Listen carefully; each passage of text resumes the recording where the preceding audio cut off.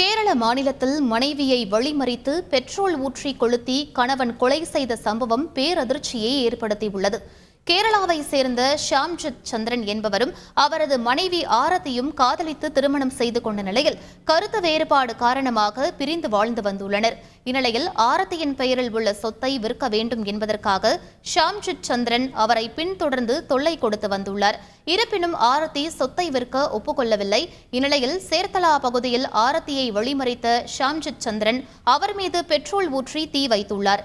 இதில் அலறியடித்து ஆரத்தி சாலை ஓரம் உள்ள வீட்டிற்குள் ஓடிய நிலையில் அவ்வீட்டைச் சேர்ந்தவர்கள் அவரை மீட்டு மருத்துவமனையில் சேர்த்துள்ளனர். இருப்பினும் சிகிச்சை பலனின்றி ஆரத்தி உயிரிழந்துள்ளார். மனைவி மீது தீ வைத்தபோது தீக்காயமடைந்த ஷாம்ஜித் சந்திரன் மருத்துவமனையில் அனுமதிக்கப்பட்டுள்ள நிலையில் இந்த கொடூர சம்பவம் தொடர்பாக போலீசார் வழக்கு பதிவு செய்து விசாரணை மேற்கொண்டு வருகின்றனர். செய்திகளை உடனுக்குடன் தெரிந்து கொள்ள உடனே சப்ஸ்கிரைப் பண்ணுங்க.